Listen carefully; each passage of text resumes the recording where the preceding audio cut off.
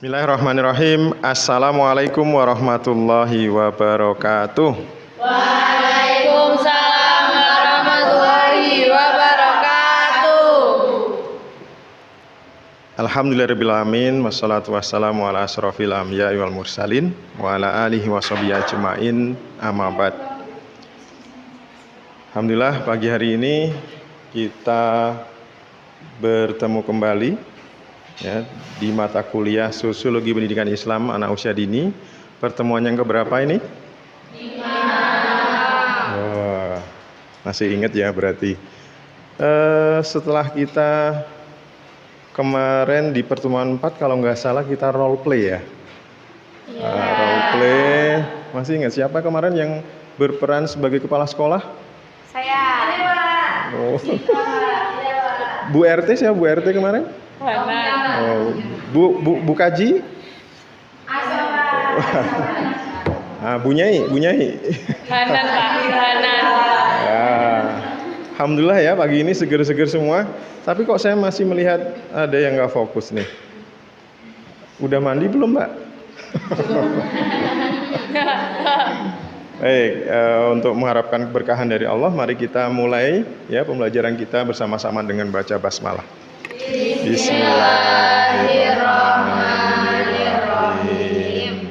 Oke, saya cek dulu ada yang tidak masuk hari ini. Berarti masuk semua ya, alhamdulillah. Baik, berarti nggak perlu saya absen lagi ya. Menyingkat waktu juga, alhamdulillah. Coba ikuti saya, semuanya lihat saya dan ikuti ya. Ya, baik perkataan maupun nanti gerakan saya. Allah memberikan 3 potensi itu apa? Ikuti saya dulu.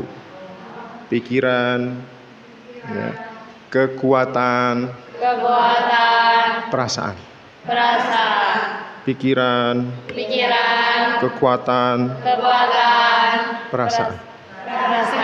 perasaan. Pikiran, kekuatan. Oh, jadi salah semua. Baik, berarti belum konsentrasi ya. Saya ulangi sekali lagi. Pikiran, kekuatan, perasaan. Pikiran, kekuatan. Alhamdulillah. Semuanya tepuk tangan untuk kita semua. Ya.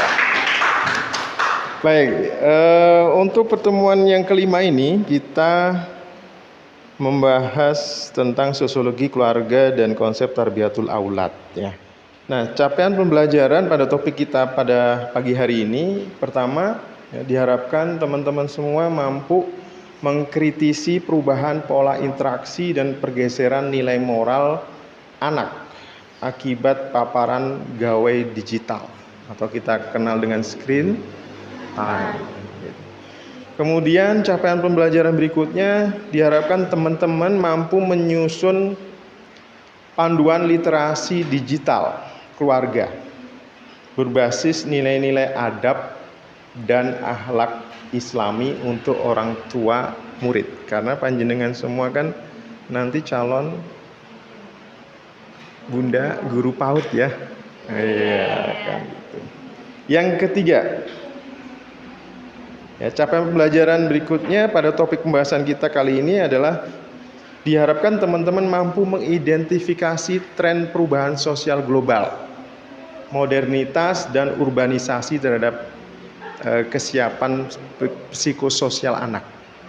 Dan yang terakhir, ya diharapkan teman-teman mampu merekomendasikan adaptasi kelembagaan PAUD agar tetap relevan dalam mempertahankan nilai spiritual Islam di era disrupsi.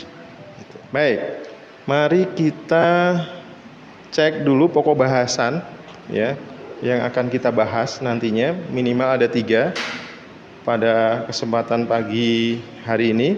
Yang pertama adalah keluarga sebagai agen sosial primer, proses transmisi nilai agama dan budaya pertama pada anak. Kemudian yang kedua adalah disfungsi keluarga modern. Maksudnya apa? ada pergeseran peran keluarga urban akibat tekanan ekonomi dan digitalisasi. Dan yang ketiga adalah pemulihan peran madrasatul ula, madrasah pertama, sekolah pertama, ya, yang seharusnya dilakukan di keluarga. Ya, ada pergeseran. Nah, untuk kali ini kita belajar sosiologi pendidikan Islam untuk anak usia dini, ya. Itu harapannya dengan belajar sosiologi ini kita bisa memecahkan masalah sosial yang ada di dunia pendidikan, khususnya peserta didik, ya. Konteks kita adalah anak usia dini. Nah, ada studi kasus, ya. Silakan dicermati, ya, kira-kira ya ada problematika apa yang harapannya itu bisa dipecahkan dalam perkuliahan kita ini. Kita diskusikan bersama, gitu ya. Ya coba kita cek nanti, silahkan berpendapat. Kira-kira ada poin apa saja sih dalam film singkat ini? Ya. Tahukah Anda bahwa perubahan sosial di era modern telah menggeser fungsi dasar keluarga di tengah tuntutan pekerjaan dan kemajuan teknologi? Interaksi langsung dalam keluarga semakin berkurang. Fenomena ini dikenal sebagai technoference, yaitu gangguan hubungan keluarga akibat penggunaan teknologi yang berlebihan. Ketika komunikasi dan pengasuhan tergantikan oleh... Saya kira cukup jelas ya video tadi. Ada yang ingin berpendapat, kira-kira ada problem apa? Ada poin apa yang bisa kita dapatkan di film tersebut? Ya, Mbak Nadia, silahkan. Adanya peran yang tidak terjalankan dengan baik, seperti orang tua yang seharusnya mengayomi anaknya tapi malah terlalu fokus dengan gadgetnya, sehingga anak tidak diperhatikan dan berada dengan komunikasi antar keluarga yang tidak efektif. Oke, ada peran orang tua yang hilang, kan gitu ya? Benar. Dan ada lagi yang lain? Coba Mbak. Dampak terhadap anak itu untuk keberlangsungan kehidupan anak selanjutnya adalah anak sulit untuk berkomunikasi dengan pihak luar, lingkungan luar, dan nanti hubungan antara anak dan orang tua itu juga akan terganggu untuk kedepannya gitu. Dengan teman-temannya tadi? Dengan teman-temannya akan sulit untuk berinteraksi. Iya, di antara teman-temannya sedang bercengkrama dengan yang lainnya, anak ini apa? Menyendiri, ya. sendiri. Diam. Jadi yang pertama kita pahami teman-teman sekalian bahwa keluarga itu adalah sebagai agen sosialisasi primer. Masih ingat apa yang dimaksud dengan sosialisasi? Seperti kayak pengenalan lingkungan. Ya, pengenalan nilai-nilai, ya kan, aturan, norma, ya, tidak hanya di keluarga, di masyarakat, tentang agama, dan sebagai agen, ya, yang membawa, yang mentransfer nilai-nilai itu, ya, keluarga itu disebut agen primer. Kenapa kok agen primer? Nah ini, ada juga agen sosialisasi sekunder. Ya, yaitu di selain keluarga, berarti eksternal, bisa lingkungan, bisa masyarakat, ya, sekolah. Dalam konsep Islam, keluarga itu adalah agen sosialisasi primer. Kenapa? Nah ini, karena keluarga itu merupakan institusi sosial pertama dan paling utama. Ada ayat ku anfusakum wa ahlikum. Nah, jagalah keluargamu. Ya, ku anfusakum, dirimu dan keluargamu dari api neraka. Nah, disebut primer itu ada karakteristiknya. Ya, kenapa?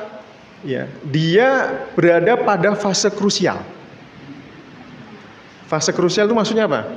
Ya, terjadi pada masa golden age. Jadi anak usia dini itu 0 sampai 6 tahun itu masa keemasan. Nggak boleh terlewatkan. Dia harus dididik, diarahkan, dibimbing sedemikian rupa, ya, tentang nilai-nilai moral, ya, tentang akhlak, tentang agama, tentang akidah. Ya. itu dia akan melihat orang tuanya. Ya. Kenapa 0 sampai 6 tahun itu disebut golden age? Karena perkembangan otak itu, saraf-saraf otak ini cepat berkembang pesat itu pada usia itu. Maka eman-eman kalau dilewatkan, fase krusial. Kemudian ikatan emosional yang tinggi, ada ikatan emosional yang tinggi ya, antara orang tua dan anak. Ya. Maka sosialisasi dilakukan itu biasanya atas dasar kasih sayang, ada affection, ya, bukan formalitas, nggak kayak di sekolah, kan gitu. Kemudian dia disebut sebagai sosialisasi primer adalah ini adalah tepat untuk menginternalisasikan nilai. Anak itu menyerap cara berbicara, beradab, dan beragama orang tuanya.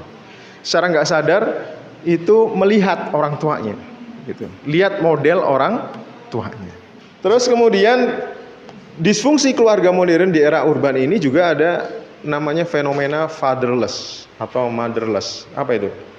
Kehilangan sosok bapak, sosok ibu. Sebenarnya mereka hadir secara fisik, dekat sama kita gitu. Tapi ya kehadiran psikologisnya hilang. Sampai rumah sudah lelah, kan gitu.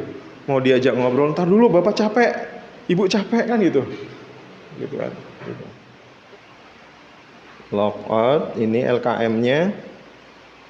Teman-teman nanti mengumpulkan tugas ini, petunjuknya adalah rumuskan 3 langkah konkret yang realistis dan aplikatif agar fungsi sosialisasi primer tetap berjalan seimbang. Terus buat dalam matriks yang di B ini, dibuatkan matriks ya. Bagaimana analisis strategi pengasuhan tarbiyatul aulad bagi ibu-ibu pekerja, sehingga tetap perannya itu bisa berfungsi, tidak disfungsi lagi gitu ya. Bisa nggak didiskusikan ya? Ini dibuat kelompok, pekan depan kita presentasi ya, kan gitu. Nah, terus kemudian di bawahnya ada kolom refleksi kritis mahasiswa. Mungkin ini saja yang bisa kami sampaikan dalam kesempatan perkuliahan pagi hari ini. Silahkan dikerjakan tugasnya ya dengan sebaik mungkin. Atau ada poin refleksi mau ditambahkan? Satu aja. Refleksi untuk perkuliahan pada pagi hari ini. Jadi kita mempelajari tentang pentingnya peran keluarga bagi anak di usia dini. Karena sebagai anak di usia dini itu kan sebagai golden age. Jadi mereka sangat menentukan apa orang tua yang dilakukannya. Jadi kita perlu memberikan beberapa strategi yang bisa diterapkan orang tua agar tidak terjadinya disfungsi peran orang tua. Oke, terima kasih, tepuk tangan untuk Mbak Silmi. Baik, alhamdulillah untuk pertemuan kita pada pagi hari ini selesai ya. Semoga apa yang kita bahas bisa bermanfaat untuk kita semua ya, bukan sekedar teori tapi bisa kita implementasikan menjadi pengetahuan bagi kita semua. Jangan lupa ya, lembar kerja yang sudah kami bagikan bisa dikerjakan sebaik mungkin. Itu saja.